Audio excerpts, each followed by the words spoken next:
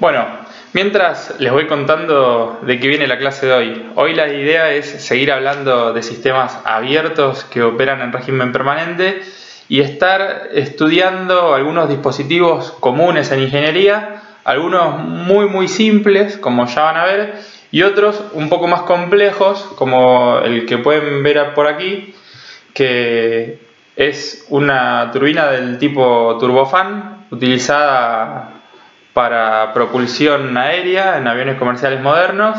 Esta máquina que ven acá es lo que le da el empuje suficiente para que estos aviones, cuyas estructuras andan en el orden de las 100 toneladas, puedan desplazarse a casi 1000 km por hora, ¿no? Es una tecnología que lleva casi 100 años de desarrollo. Las mismas ideas básicas que vamos a aplicar a dispositivos muy sencillos son aplicables también a dispositivos tan complejos como estos y son igualmente útiles. A mí me gusta meter un poco estas cosas para contextualizar la materia, ¿no? Salir un poco de la ecuación fría y mostrarles dónde tiene real aplicación todas las cosas que estamos viendo. Vincularlo también con otras asignaturas de la carrera. Nosotros, como termodinámica, formamos parte de varias líneas de conocimiento. Una de ellas es una línea de conocimiento que arranca en física, continúa en termodinámica y sigue en máquinas térmicas. En esa línea de conocimiento en particular, la temática de hoy es muy importante. No digo que no lo sea tampoco para las otras líneas de conocimiento que tocamos en la asignatura, pero particularmente para esa es muy importante.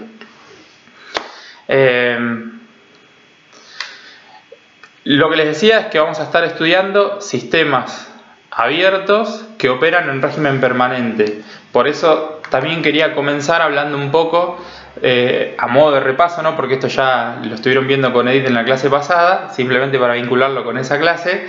¿Qué es el régimen permanente o régimen estacionario? Le pongo los dos nombres para que vayan incorporando los nombres. La palabra estacionario significa que nada cambia con el tiempo, ¿no? Esa es la definición estricta de estacionario. ¿Qué significa específicamente en termodinámica que nada cambie con el tiempo? Que ninguna propiedad dentro del sistema cambie con el tiempo.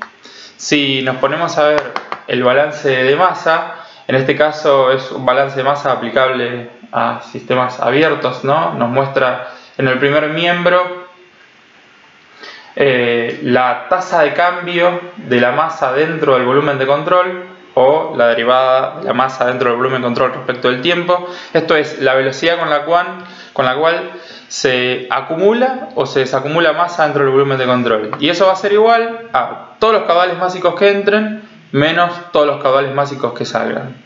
Simple, intuitivo, ¿no?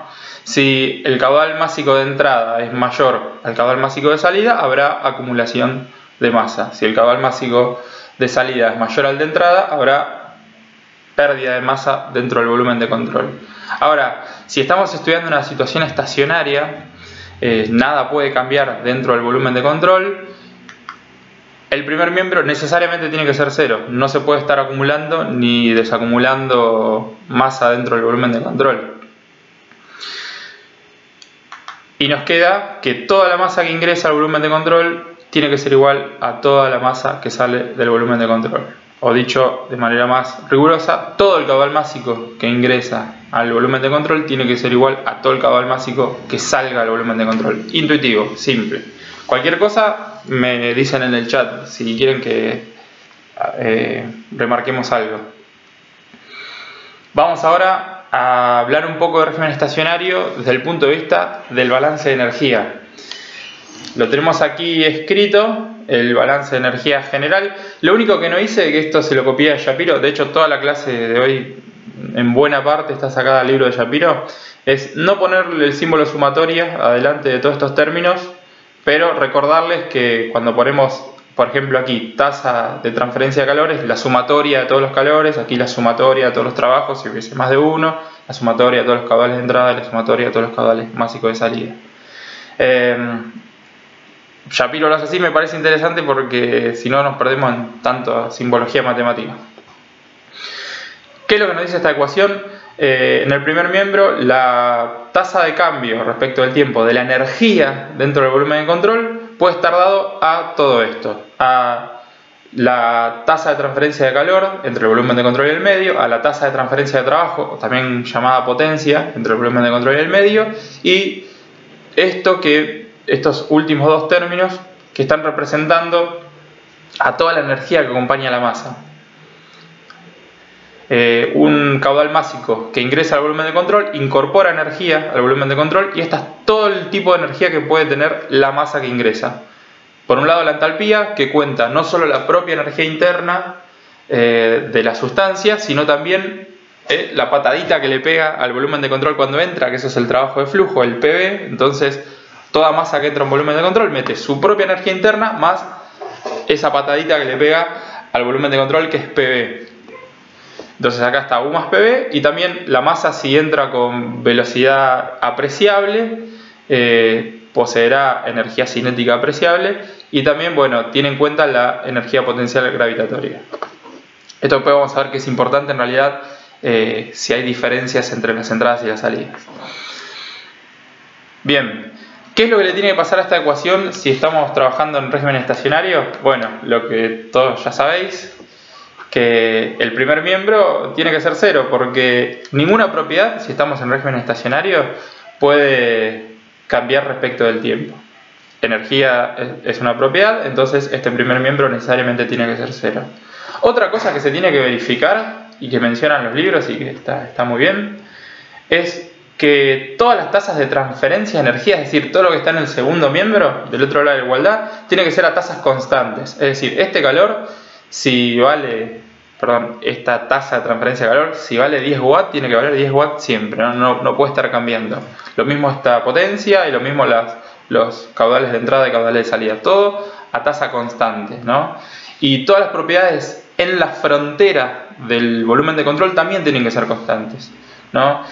Si al volumen de control está entrando un fluido que se encuentra a 10 grados Celsius y al cabo de un tiempo ese mismo fluido está entrando, pero ahora su temperatura es 12 grados Celsius porque cambió su estado, se rompe la condición de régimen estacionario también.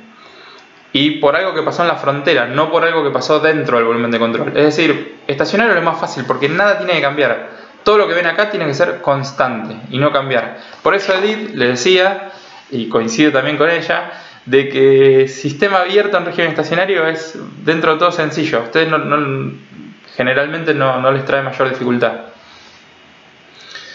¿Vamos bien? Cualquier cosa me van diciendo. Justo ahí veo que Edith está con nosotros. Buen día, Edith.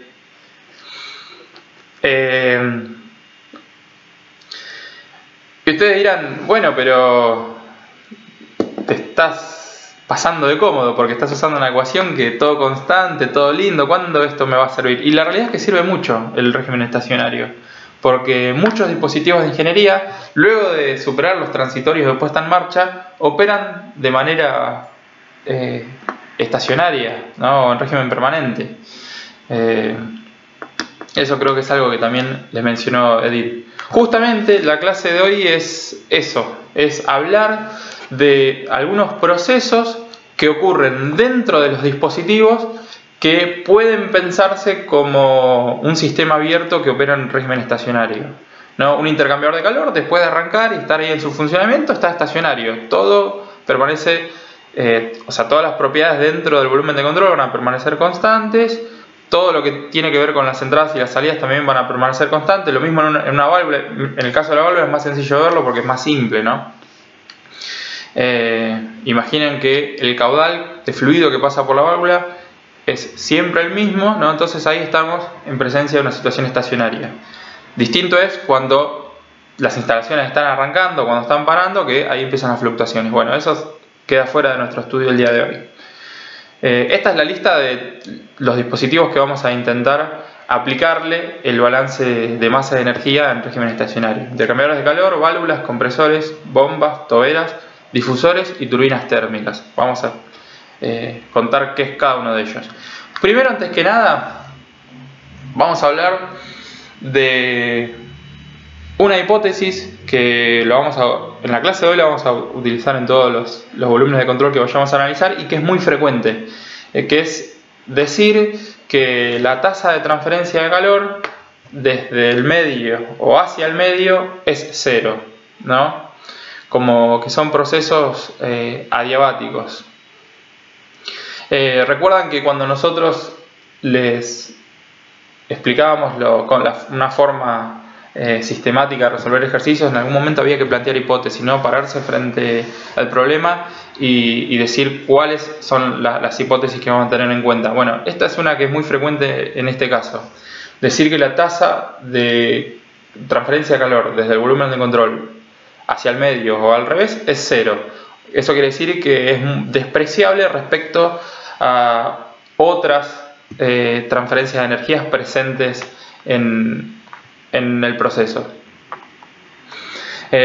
Y tenemos la idea de que los procesos son adiabáticos, es decir, que no se intercambia calor cuando el volumen de control está bien aislado, ¿no? Tenemos la tendencia a pensar eso, pero en realidad eso es una de las posibles causas, que la superficie externa al volumen de control esté bien aislada. Pero hay otras.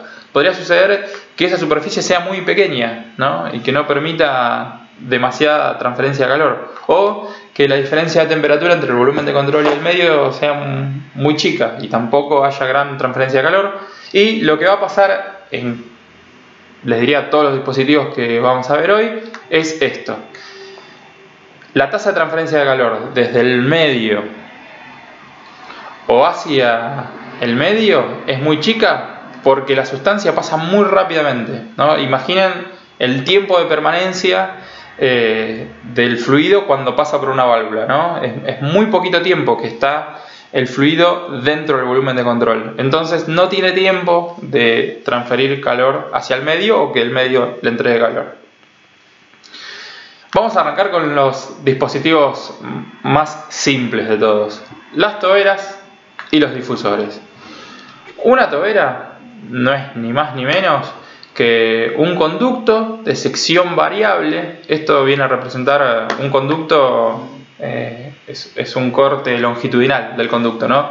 De manera que vamos viendo que a medida que el fluido pasa por este conducto en esta dirección, se va encontrando con secciones cada vez más chicas, y lo que observamos es que la velocidad de salida, aquí le llamé velocidad 2 porque le llamé a esta sección de salida sección 2, esa velocidad 2 es mayor que la velocidad 1. Es decir, tobera es un conducto de sección variable donde el fluido, al pasar por ese conducto, se acelera, aumenta su velocidad, aumenta su energía cinética.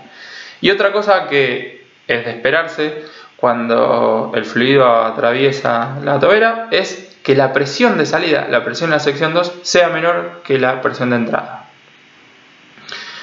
Por contraparte, el difusor es exactamente lo opuesto. Es un conducto de sección variable que, al ser atravesado por un fluido, disminuye la velocidad del fluido y aumenta la presión.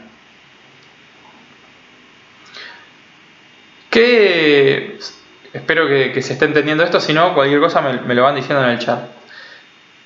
¿Qué es lo que esperamos si aplicamos el balance de masa? Bueno, vamos a hacerlo completo ahora. En los primeros dispositivos vamos a hacerlo completo. Partimos de la ecuación general, la que les mostré recién. Como vamos a estudiar situaciones estacionarias, es decir, cuando ya el flujo acá es estacionario, no hay ningún cambio respecto del tiempo, todas las propiedades de lo que está encerrado dentro de nuestro volumen de control, por ejemplo acá en la tobera, que yo lo represento con estas líneas punteadas, en realidad la línea punteada está representando la frontera del volumen de control, ¿no? Todo lo que está encerrado por estas líneas punteadas, las propiedades de lo que está ahí adentro, que es nuestro volumen de control, no van a cambiar con el tiempo. Es decir, si yo me paro en algún punto, por ejemplo en ese, mido la propiedad que quiera, presión, temperatura, volumen específico, la que quiera, me dan ciertos valores, vengo mañana, me tienen que dar los mismos valores, vengo pasado mañana, me tienen que dar los mismos valores. No tiene que variar con el tiempo, ¿no? Es una situación ideal, obviamente. ¿Podría variar con la posición? Sí, de hecho, fíjense que la presión acá, a la entrada, vale algo, y acá la salida tiene un valor menor. O sea, sí puede cambiar con la posición, pero no con el tiempo. Si uno se mueve, puede encontrar distintos valores de las propiedades, pero si se queda en el mismo punto, en todo momento tienen que valer lo mismo. Bueno, la masa dentro del volumen de control, si estamos en la situación estacionaria, no tiene que cambiar con el tiempo. Toda la masa que entre por acá, por la sección 1, tiene que salir por 2. Si eso no pasara, la tobera o bien se nos está inflando o bien se nos está desinflando. Eso no tendría que pasar. Bueno, muy sencillo lo que resulta esta ecuación, que el caudal másico 1 es igual al caudal másico 2. Es una trivialidad. Lo mismo es aplicable al caso del difusor, por eso los ponemos juntos. ¿Qué pasa ahora con el balance de energía? Acá hay un poco más de tela para cortar. Bueno, de vuelta, vamos a hacerlo completo y después en otros dispositivos ya esto vamos a tratar de hacerlo un poco más rápido. Como estamos en régimen estacionario, el primer miembro es 0, porque no puede haber acumulación de energía o desacumulación de energía en el volumen de control. El término de la tasa de transferencia de calor del volumen de control, va a ser 0 justamente por esa hipótesis que hablamos al principio, de que el fluido pasa muy rápido a través de la tobera, especialmente rápido dentro de la tobera, les diría. Ahora vamos a ver por qué, vamos a hablar de para qué se usa. El trabajo que intercambia nuestro volumen de control y no tiene posibilidad de intercambiar en realidad potencia con el medio. Es simplemente un conducto, ¿no? Como uno mete o saca trabajo de un conducto, no, eso es 0. ¿Qué pasará con las energías específicas que acompañan a la masa, ¿no? Todas las energías específicas que acompañan a la masa de entrada y las que acompañan a la masa de salida. ¿Habrá cambios significativos en la energía potencial gravitatoria entre la entrada y la salida? Es decir, ¿habrá cambios de altura significativos? Y la realidad que no, las toberas son dispositivos cortos, ¿no? Así estén inclinados, la diferencia de altura es muy baja, e incluso una cuenta que les hacemos hacer cuando damos esta clase en pizarrón es calcular qué diferencia de altura tendría que tener 1 kilogramo de agua para que experimente 1 kilojoule de variación de energía potencial gravitatoria. De vuelta, ¿qué variación de altura tendría que experimentar 1 kilo de agua para que su energía potencial gravitatoria cambie en 1 kilojoule? Si hacen esa cuenta, les da algo así como 102 metros, ¿no? Para que cambie 1 kilojoule. Y nosotros vamos a ver procesos donde ya la donde la entalpía varía en varias decenas, centenas de kilojoules. O sea, las variaciones de energía potencial gravitatoria son despreciables. No la energía potencial gravitatoria, sino la variación. Porque si esto que está aquí es muy parecido, para no decir igual, a esto que está acá, y ya sabiendo que el caudal másico de salida es igual al caudal másico de entrada, nos queda el mismo término sumando y acá el mismo término restando. Se cancelan entre sí. Entonces, permítanme, eso también es 0. Ahora, ¿qué onda con la energía cinética específica del fluido? ¿Será despreciable en este caso? Y ahí tenemos que empezar a hablar de la finalidad de la tobera. La finalidad de la tobera es acelerar el fluido. Y la variación de velocidad suelen ser muy importantes entre la entrada y la salida de la tobera. Entonces, en este caso no la vamos a despreciar como si hicimos con la energía potencial gravitatoria. Nos quedó únicamente, como términos relevantes de esta ecuación, las entalpías de entrada y de salida y las energías cinéticas. Los caudales máxicos, como ya hemos visto que son iguales, los cancelamos, ¿no? Esta ecuación, y reordenando un poquito, nos encontramos con esta ecuación que describe cuál es la finalidad de la tobera, el leitmotiv de la tobera, ¿no? Acá se reordenó un poquito esto, ¿no? La variación de energía cinética del fluido cuando pasa por la tobera es igual a menos la variación de entalpía. Eso es lo que nos dice aplicar el balance de energía. Es decir, toda la energía cinética que gana el fluido al pasar por la tobera lo hace a expensas de la energía térmica, de la entalpía del fluido, ¿no? Eso nos dice la ecuación. Muy interesante esto. La tobera es un dispositivo extremadamente sencillo, pero nos permite cambiar energía térmica por energía mecánica. Esto es muy útil, ya vamos a ver por qué. Una aclaración que hago acá, que Juan seguramente ya sabe de qué es lo que voy a hablar. Acá utilizamos la letra delta mayúscula. La delta mayúscula generalmente la utilizamos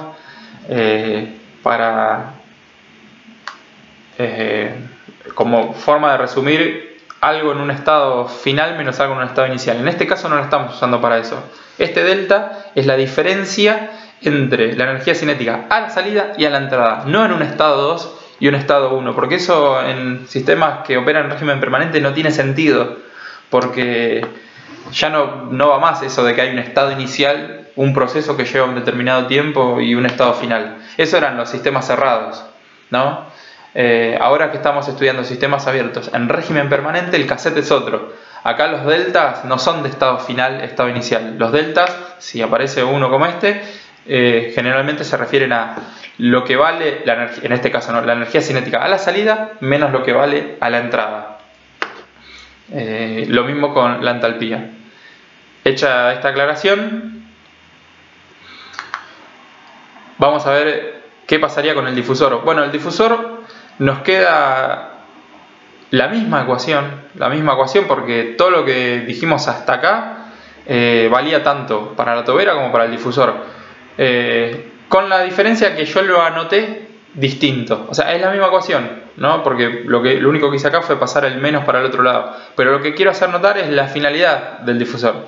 El difusor es un dispositivo que aumenta la entalpía del fluido cuando el fluido pasa por el difusor y lo hace a expensas de su energía cinética. Es decir, el fluido se frena. Cuando pasa por el difusor, se frena. Pierde velocidad, pierde energía cinética y gana energía térmica. Hace exactamente lo contrario que hace la tobera.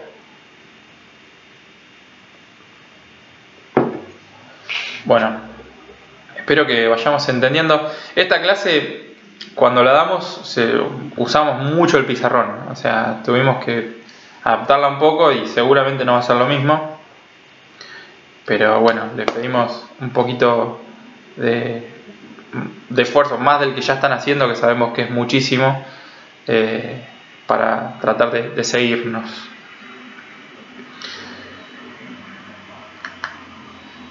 Otro dispositivo ahora un poco más complejo, importante. Van a ver que las ecuaciones que vamos a aplicar nosotros, que tratan a todos los sistemas como cajas negras, son muy parecidas. El estudio es muy parecido para todos los dispositivos, pero acá adentro hay una complejidad un poco más importante. Turbina térmica se le llama térmica para distinguirla de otro tipo de turbina que no la vamos a estudiar acá, que son las turbinas hidráulicas. La diferencia entre una turbina térmica y una turbina hidráulica es que la turbina térmica, cuando el fluido pasa por la turbina, cambia, experimenta cambios en sus propiedades termodinámicas: presión, temperatura, volumen específico, entropía, energía interna. Todas las propiedades termodinámicas, cuando el fluido pasa en una turbina térmica, cambian. En cambio, en una turbina hidráulica, las propiedades termodinámicas prácticamente no cambian. No cambia la presión, no cambia la temperatura, no cambia la entropía, no cambia nada. La turbina hidráulica lo que hace es convertir la energía potencial gravitatoria del agua, si es una turbina con dique, en trabajo, ¿no? La turbina térmica, en cambio, lo que hace es transformar la energía térmica del fluido, que puede ser vapor o un gas, en energía mecánica. Este es el fin último de la turbina: convertir energía térmica en energía mecánica. Obviamente que no toda la energía térmica disponible la podemos convertir en energía mecánica, ¿no? Como dice el Cuarteto de Nos, nada es gratis en la vida, siempre hay pérdidas, ¿no? Que en algunos casos pueden ser importantes. ¿Para qué podemos utilizar la energía mecánica que nos entrega la turbina? Para muchas cosas. Generalmente, ¿para qué se la usa? Para transporte, generalmente aéreo o naval. Para generación de energía eléctrica. Acá en Argentina la generación de energía eléctrica mediante turbinas es muy importante, ¿no?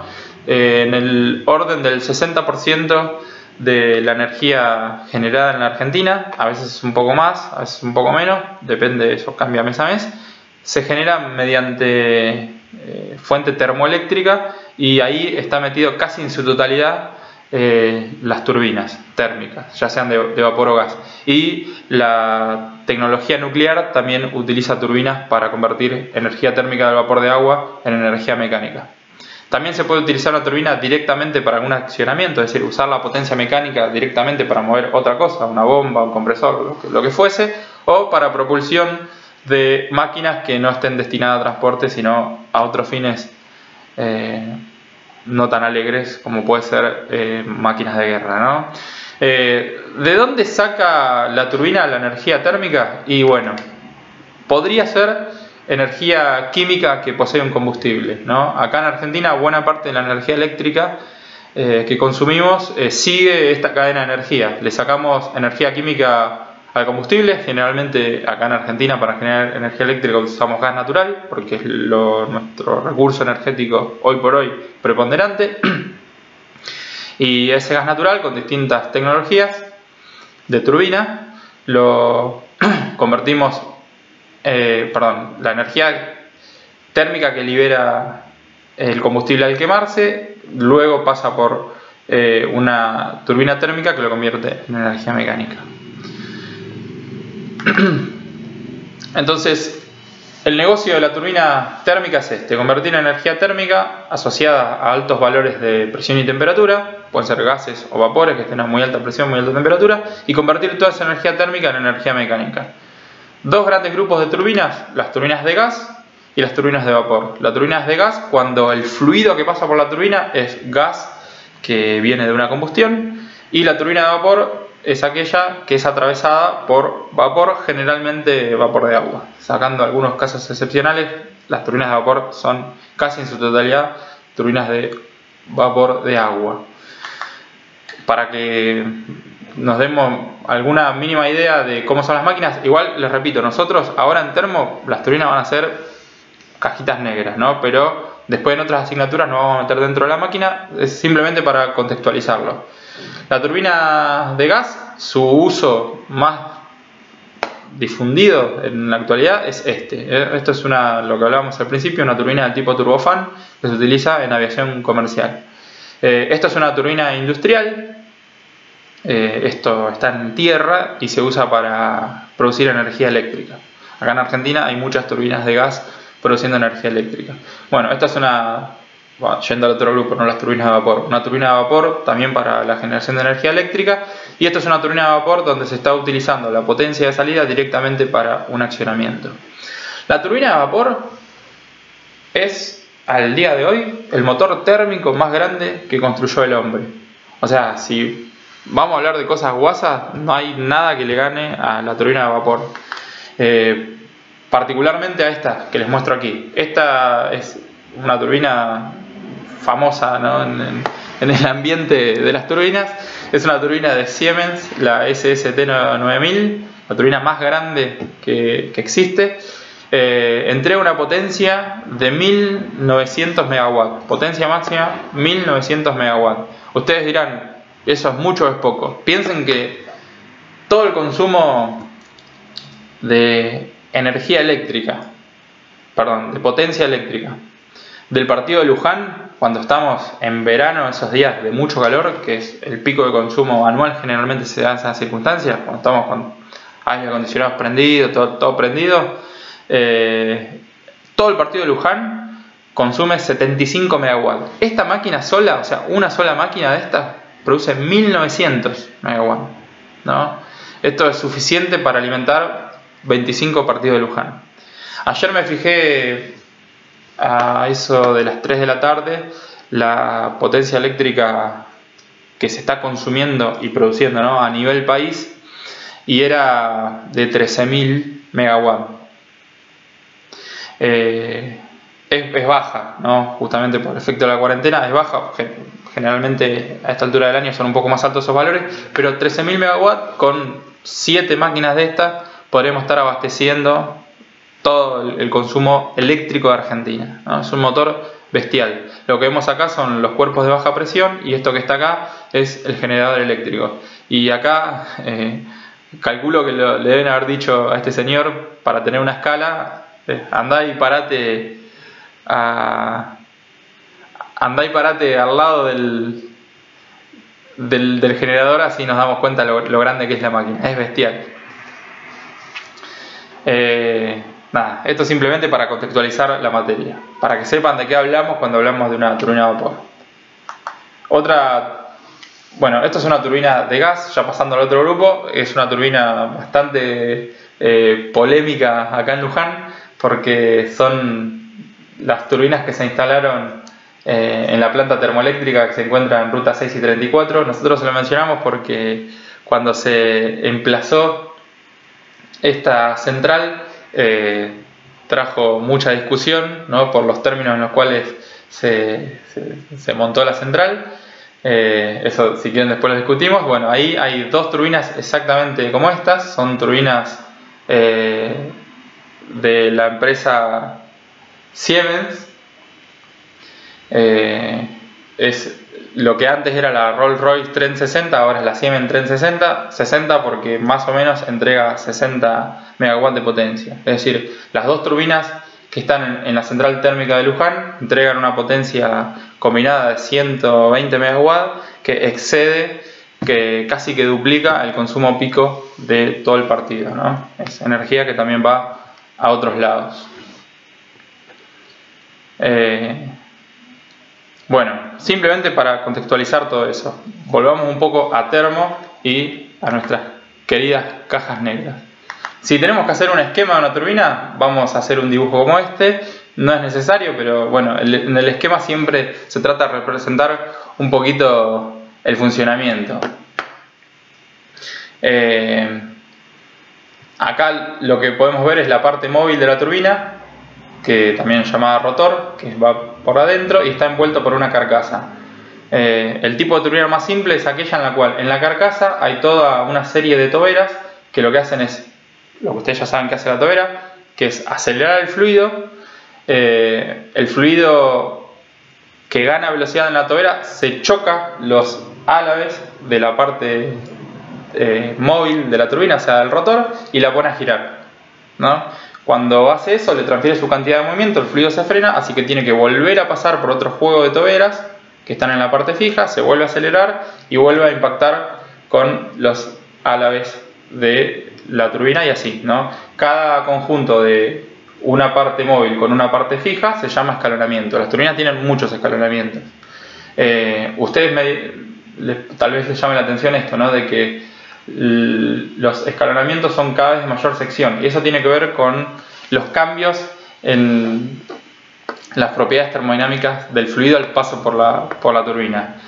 Como va bajando la presión del fluido cuando pasa por la turbina, el volumen específico va aumentando, entonces tiene que tener más espacio para moverse a medida que recorre la turbina. En esa turbina que les mostré recién, los álabes de la parte de más baja presión, o sea, los últimos álabes de la turbina, tienen en el orden de los 2 metros. ¿Cómo vamos a simbolizar la turbina? Así, sencillo, ¿no? Un trapecio.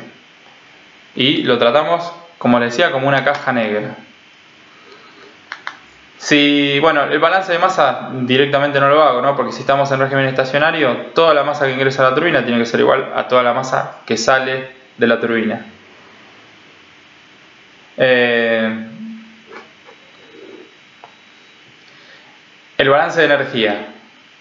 Si estamos en régimen estacionario, cosa que ustedes ya saben, primer miembro 0, eso lo hacen siempre y lo hacen bien. Bueno, el término de calor, si bien las turbinas, bueno, tienen su aislación, pero no están perfectamente aisladas, desprenden mucho calor, la tasa de transferencia de calor es despreciable respecto a otras tasas de transferencia, como puede ser la potencia o la tasa de transferencia de energía que acompaña a la masa. Por eso, el calor, la tasa de transferencia del calor del volumen de control en una turbina, vamos a decir que es 0.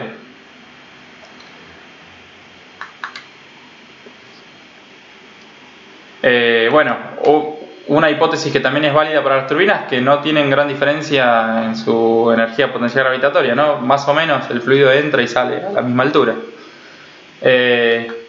Con la energía cinética también podemos decir que es despreciable la variación, porque podría entrar con una velocidad apreciable, pero la velocidad de descarga puede ser parecida. Recuerden que lo que importa acá es si hay diferencia entre la entrada y la salida. Como entra más o menos a la misma velocidad que sale el fluido, tampoco hay grandes diferencias en los cambios de energía cinética. Bueno, lo único que nos quedó es la la entalpía en la entrada, la entalpía en la salida y la potencia de la turbina. Y llegamos a esta ecuación que nos dice que toda la potencia que entrega la turbina, que sale por el eje, viene dado por su caudal másico multiplicado por la entalpía de entrada menos la entalpía de salida. La entalpía de entrada es mucho más alta que la entalpía de salida. Recuerden que la turbina utiliza un fluido que está a muy alta presión y muy alta temperatura, tiene mucha energía térmica. Y sale acá con menor presión, menor temperatura, menor energía térmica. Entonces esto nos va a dar positivo, ¿no? La potencia de la turbina es positiva, eso está bien, concuerda. Bueno, espero que vayamos bien. Pasamos a otro dispositivo, el compresor. Ahora vamos a ir más rápido porque ustedes ya más o menos saben cómo es la mecánica de aplicar los balances de masa y aplicar los balances de energía. El compresor es la máquina que le aumenta la presión a un gas o a un vapor. Y esto es importante porque ahora vamos a ver otra que se distingue solamente por el fluido. La finalidad del compresor es aumentar la presión de un gas o de un vapor. Hay distintos tipos de compresores, puede ser un compresor alternativo. No me voy a meter en esto en el funcionamiento porque Juan en su clase de compresión en etapas seguramente le vas a hablar de compresores. Compresores del tipo dinámico, que es como una turbina pero al revés, ¿no? Imagínense una turbina funcionamiento inverso, por decirlo de manera muy grosera. El símbolo del compresor es parecido al de la turbina, pero al revés. En la turbina, no sé si recuerdan que el fluido entraba por la menor sección y salía por la sección más grande, por algo que ya discutimos. Acá pasa lo contrario. El fluido entra por la sección más grande y sale por la menor sección. Esto tiene que ver con qué es lo que le pasa al volumen específico al pasar por el compresor. Como aumenta la presión, el gas o el fluido, que son cosas compresibles, disminuyen su volumen específico.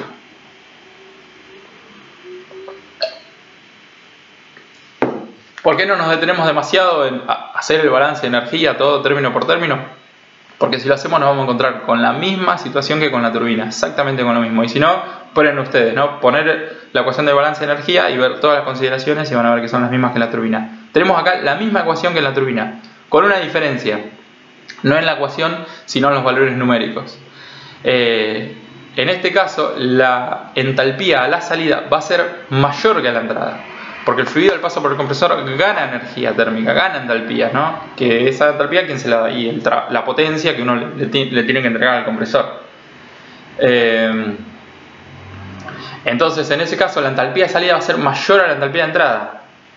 Si es mayor, este factor nos queda negativo. Y la potencia del compresor nos queda negativa. Todo coincide porque el compresor hay que darle potencia para que funcione.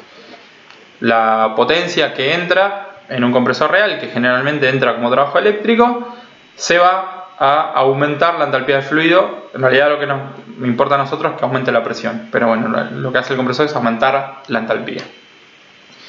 Ustedes me dirán, aprovecho esto que tengo acá un compresor alternativo, piensan que acá es un pistón que baja, se abre esta válvula, entra una porción de fluido, gas o vapor, se cierra esta válvula, sube el pistón, lo comprime, le aumenta la presión y una vez que la presión es alta se abre esta válvula y lo descarga. Si uno pusiera un manómetro acá a la salida, bien cerquita de la descarga del compresor, se encontraría con que la presión fluctúa, ¿no? Porque cada vez que el compresor mueve el pistón va a haber una pequeña variación en la presión. Y me dicen, pero oíme, Fede, recién me dijiste que no podía cambiar ninguna propiedad ni en el volumen de control ni en la frontera, ¿no? Porque eso es algo que está pasando en la frontera en realidad. Y acá nos encontramos con que la presión es fluctuante, sí, pero fluctúa de manera periódica y en torno a un valor promedio, ¿no? Entonces, una hipótesis simplificadora acá es que la presión a la salida es la presión media de descarga, no es la presión de descarga, sino la presión media de descarga, ¿no? Porque ya sabemos que tiene esa fluctuación la presión a la salida, pero no nos importa porque es una fluctuación en torno a un valor medio. Bueno, otro dispositivo importante en ingeniería que se van a cansar de estudiar en otras asignaturas y probablemente en la vida profesional también tenga que renegar bastante con este dispositivo son las bombas. La bomba es el dispositivo encargado de aumentarle la presión, en este caso, a un líquido. Entonces, compresor le aumenta la presión a un gas con vapor, bomba le aumenta la presión a un líquido. Diferentes tipos de bombas: bomba centrífuga, bomba lobular y tantas otras, ¿no? Desplazamiento positivo. No nos metemos mucho en eso porque se van a cansar de estudiarlos más adelante. De vuelta, si aplican el balance de energía acá, le va a pasar lo mismo que les pasó con la turbina y con el compresor, ¿no? En el sentido de los términos que son relevantes y los que no, llegando a la misma ecuación. Y como pasaba con el compresor, la entalpía de la salida es mayor que la de la entrada. Esto le va a dar negativo y lo que le está indicando es que la potencia tienen que entregársela a la bomba para que funcione, ¿no? Y la bomba se la dará al fluido para aumentarle la presión. Bueno, esto que pongo acá abajo lo comentamos rápidamente, se los dejo a ustedes para que traten de descifrarlo. Nosotros cuando damos la clase en el pizarrón hacemos el desarrollo para llegar a esta ecuación de aquí abajo. Es muy simple, lo vamos a retomar también en la clase de rendimientos, así que por ahí preferimos hablar en ese momento de esta ecuación, pero les tiro algunas pistas para ver si pueden llegar de esta de acá arriba, que ya saben de dónde viene, que viene de la aplicación del balance de energía, ¿no? En régimen estacionario, a esta que está aquí. Lo que aclara acá, y esto es muy importante, es que para que se aplique tal como está acá, es decir, en vez de escribir que la potencia de la bomba sea el caudal másico por la entalpía de entrada menos la entalpía de salida, que sea menos el caudal másico por el volumen específico por la presión de salida menos la presión de entrada, para que esto se aplique tiene que ser el flujo incompresible. Eso ya está prácticamente asegurado porque, como dijimos, la bomba funciona con líquido y el líquido generalmente es incompresible. Y el proceso tiene que ser reversible. Si se cumplen estas dos cosas, podemos ir de esta a esta. Si quieren aventurarse a calcularlo, lo que tienen que hacer es a la entalpía, tanto de entrada y de salida, escribirlo como U más PB, U de entrada más P de entrada, B de entrada, menos U de salida, menos P de salida, B de salida. En un momento van a poder sacar factor común el volumen, porque el volumen no cambia, porque es el volumen específico, ¿no? Porque es incompresible. Lo que sí cambia apreciablemente es la presión, y van a poder armar un U de entrada menos U de salida. Como la energía interna U es función en un líquido únicamente de la temperatura, y al paso por una bomba la temperatura prácticamente no cambia, es decir, la bomba centrífuga con la que sacan agua de un pozo, el agua justo antes de entrar a la bomba y justo después de salir tiene la misma temperatura, no aumenta la temperatura, y entonces no cambia tampoco la energía interna del fluido. Bueno, si tienen en cuenta todo eso, van a poder llegar de esta a esta que está acá. Pero bueno, los dejo para que ustedes lo intenten hacer. Después vamos a hablar un poco de esta ecuación porque la vamos a usar mucho. Otro equipo sumamente importante en ingeniería son los intercambiadores de calor.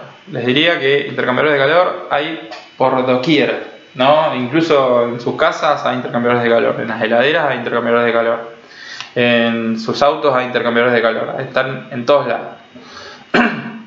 Distintos tipos de intercambiador de calor. Cámara de mezcla, ya con Edith hablaron un poco de lo que es la cámara de mezcla. Muy simple, ¿no? Es un lugar donde permite que se mezclen dos fluidos que están a distinta temperatura con distintas propiedades termodinámicas. En el ejemplo típico, la canilla mezcladora, ¿no? Canilla mezcladora, entra el agua caliente que viene de la caldera, del termo, del calefón, con el agua fría y sale el agua en la temperatura que a ustedes les plazca. Bueno, acá, antes de pasar al otro, ¿no? Acá la desventaja o la característica es que los fluidos se mezclan, salen mezclados. Intercambian calor justamente porque se mezclan.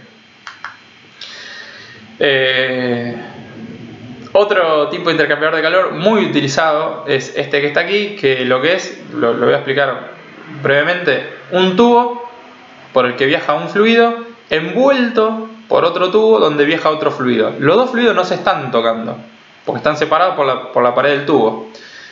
Este tipo de intercambiador se le llama de casco y tubo. Un alarde de imaginación al poner el nombre, casco y tubo. Este intercambiador de casco y tubo en particular se le llama de tubo concéntrico porque tiene un solo tubo adentro y una sola carcasa por afuera. Son dos tubos concéntricos.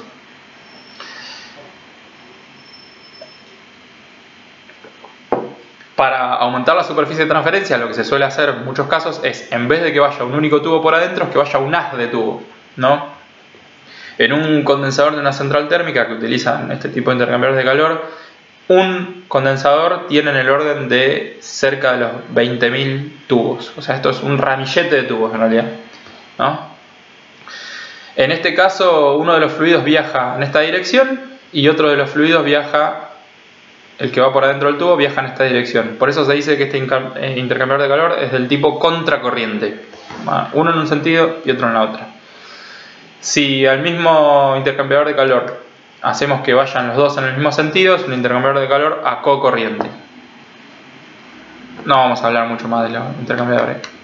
Este otro tipo es lo que se llama intercambiador de calor de tipo compacto o de flujo cruzado. Tienen los dos nombres. De tipo compacto porque en un volumen muy chico estos tienen gran capacidad de transferencia de calor. Muy utilizados en radiadores de autos, en intercoolers.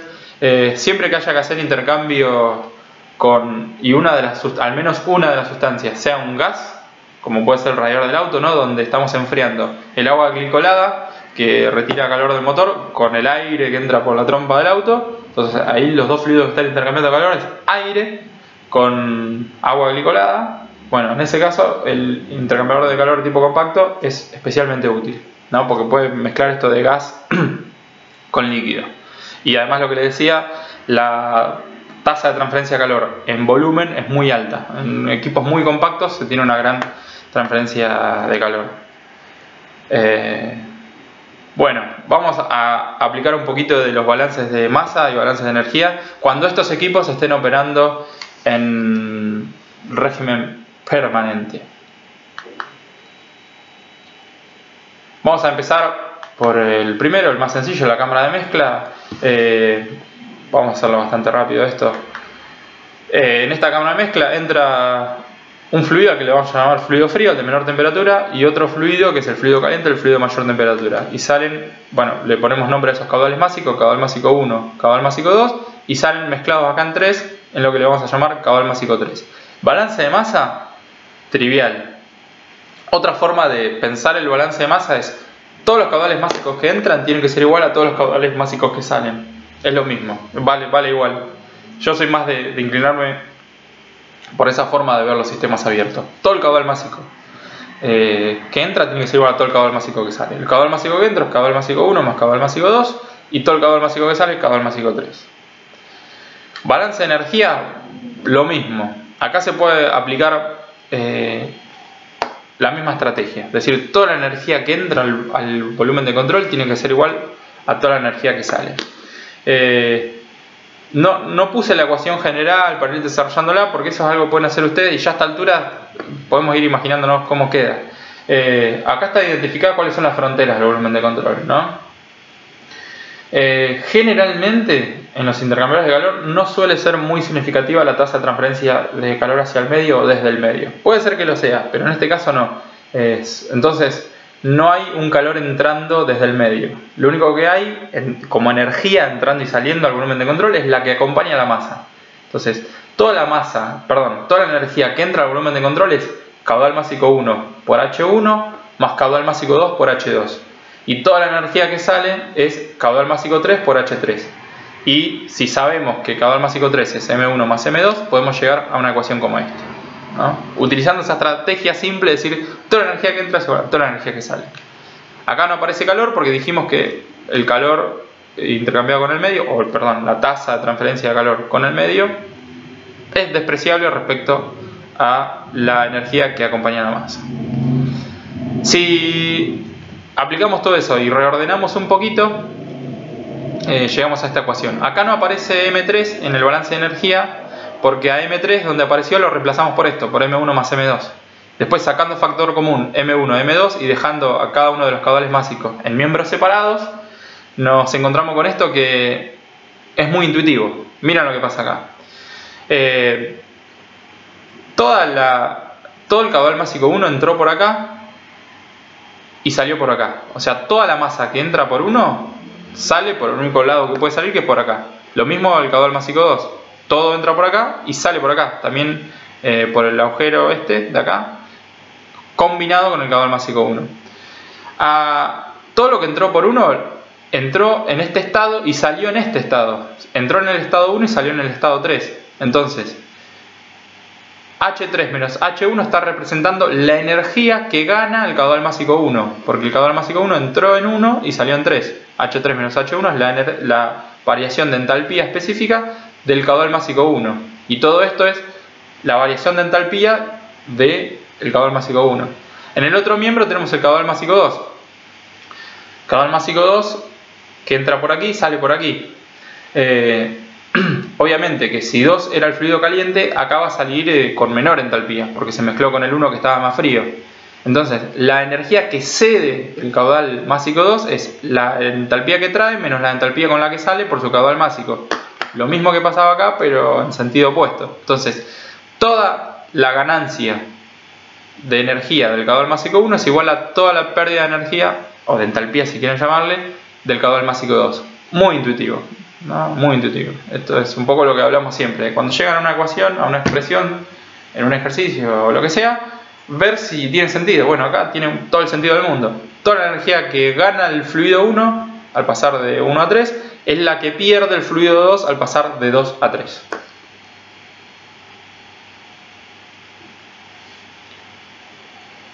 Bueno, seguimos con el intercambiador de casco y tubo. Este intercambiador de casco y tubo, que en realidad es un intercambiador de tubo concéntrico, el más simple de los intercambiadores de casco y tubo, tiene la particularidad de que los fluidos no se mezclan. Esto ofrece algunas ventajas, por ejemplo, que los fluidos acá pueden ser distintos y no se van a mezclar, pueden estar a distintas presiones y no se van a mezclar, y tantas ventajas que seguramente las irán conociendo en otras asignaturas. Primero que hay que hacer cuando uno estudia un intercambiador de calor, elegir el sistema. Yo acá elegí meter todo adentro del sistema, de manera tal que los 4 caudales másicos involucrados estén atravesando la frontera del sistema. Acá hay un caudal másico 1 que entra por aquí y ese mismo caudal másico sale por aquí.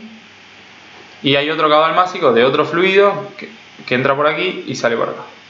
Balance de masa, en este caso van a ser 2, porque hay dos flujos que no se mezclan, y sumamente triviales: caudal másico 1 igual a caudal másico 2 porque estamos en régimen estacionario, y caudal másico 3 igual a caudal másico 4. Si vamos al balance de energía y tenemos en cuenta lo mismo que dijimos para la cámara de mezcla, de que la tasa de transferencia de calor desde el medio hacia el medio es insignificante, llegamos a una ecuación de este estilo. Y lo que representa es muy parecido a lo que pasaba en la cámara de mezcla, ¿no? Si pensamos que el fluido 1, este fluido es el fluido frío, la ganancia de energía de este fluido, es decir, el caudal másico de este fluido, multiplicado por la entalpía con la que sale menos con la entalpía con la que entra, eso nos da la ganancia de energía de este fluido. Tiene que ser igual a la pérdida de energía del otro fluido, ¿no? La energía que gana un fluido al calentarse es la misma que la que pierde el otro fluido al enfriarse.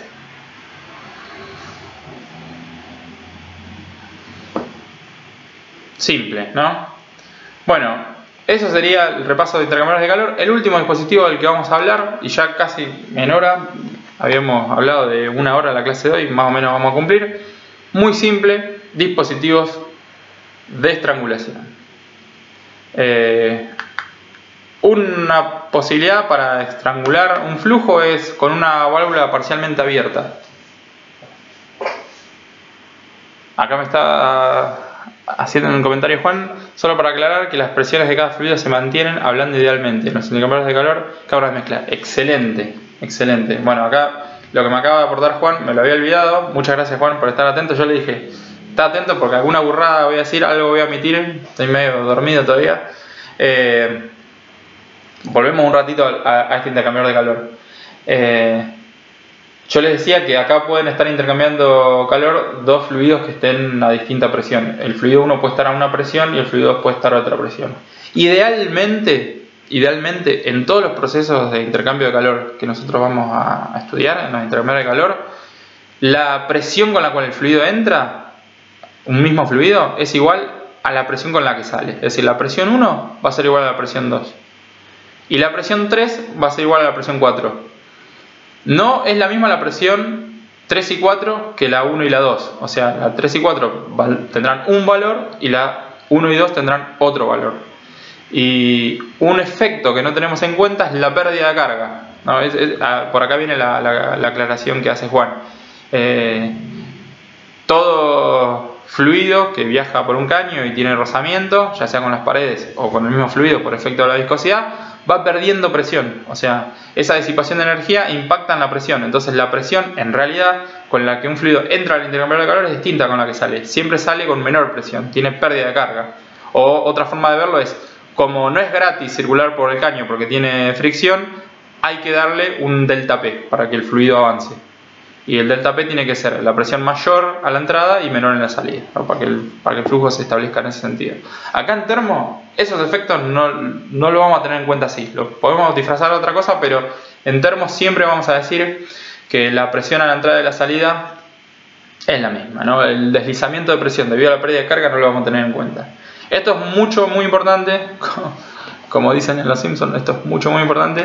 En otras asignaturas donde evalúan justamente la pérdida de carga porque están dimensionando la bomba que va a impulsar el fluido, por ejemplo, ¿no? Entonces es necesario saber qué tanto le va a costar al fluido pasar por el intercambiador de calor. Pero acá, que solamente estamos viendo balance de energía como caja negra, no tiene demasiado impacto, digamos, el deslizamiento de la presión o la pérdida de carga. Así que excelente, gracias Juan.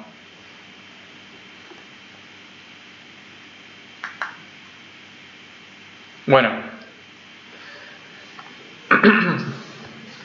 dispositivos de estrangulación. Les decía, dispositivo de estrangulación es cualquier cosa que le haga medio tortuoso el paso del fluido. El efecto que tiene esto es que el fluido pierda presión, disminuya su presión. Si ustedes quieren que un fluido pierda presión, lo que pueden hacer es poner una válvula, en este caso es como si fuese una canilla, y dejarla parcialmente abierta.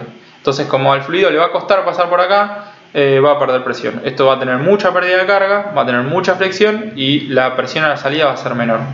Otra forma podría ser un tapón poroso, ¿no?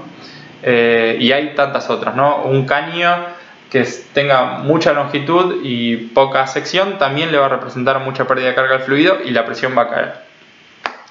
Si aplicamos el balance de energía a algo tan simple como esto, ¿no? Acá el volumen de control va a ser todo, o sea, las fronteras del volumen de control va a ser toda la pared interna del caño y de la válvula como frontera física. Y esta frontera también tiene una parte que es imaginaria, que es acá esta sección por donde está entrando el fluido y esta sección por donde está saliendo el fluido.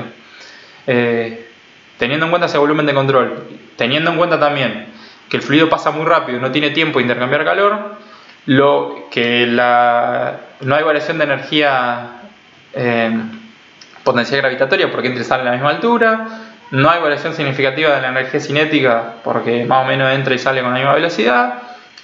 Y estamos en régimen permanente. Si aplicamos el balance de energía no vamos a encontrar con esta ecuación.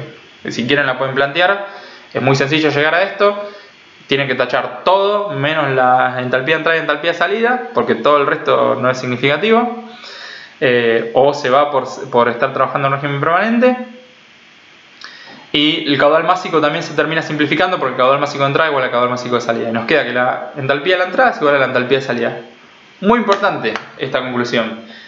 En los dispositivos de estrangulación, el fluido pasa, pierde presión, pero no modifica su entalpía. Y esto tiene unas consecuencias, ¿no? Que seguramente las vamos a retomar más adelante. Pero muy interesante esto, ¿no? Mantiene la entalpía, sale el fluido con menor presión, pero manteniendo su entalpía. Y la realidad es que las válvulas se utilizan y mucho como dispositivos de estrangulación.